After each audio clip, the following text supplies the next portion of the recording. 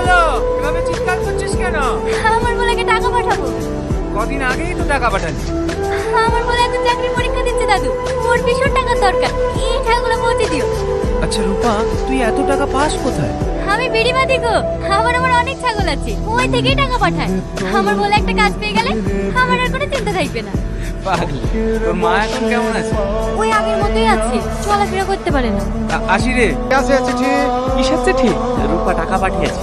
সত্যি তোর ভাগ্যটা কত ভালো, শুধুমাত্র ওই মেয়েটা ছিল বলেই তুই গার্জেনের কোনো অভাব বুঝতে পারিস। তা ঠিক বলেছিস, এরকম মনের মানুষ অনেক ভাগ্য করে পাওয়া যায়। কি লিখেছে? প্রিয় ভোলা, আশা করি তুই ভালো আছিস, আমিও ভালো আছি। সবসময় তোর কথা ভাবতে ভাবতে আমার দিন কেটে যায়। কতদিন তোকে দেখিনি, কবে আসবি তুই? তোর কথা খুব মনে পড়ে রে। কিছু টাকা পাঠালাম, প্রয়োজনে খরচ করিস, নিজের খেয়াল রাখিস। তুই যে বলিস ও লেখাপড়া জানে না। জানে না তো, পিয়ন কাকুই ওকে লিখে দেয়। ও আচ্ছা। দাদু তুমি?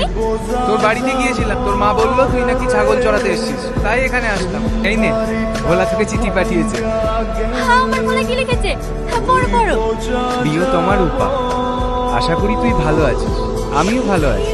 আমারও তোকে দেখার জন্য মনটা ব্যাকুল হয়ে ওঠে, কিন্তু কি করব বল, আমিও তোকে অনেক মিস করি। আর হ্যাঁ, জন্য একটা খুশির খবর আছে, আমি একটা কোম্পানিতে চাকরি পেয়েছি। 4 তারিখে জয়েন, কিন্তু আমি 2 তারিখে বাড়ি তোর সঙ্গে দেখা করেই জয়েন করব। দাদু, আমার বলে চাকরি পেয়ে গেছে, 2 তারিখে বাড়ি আসবে।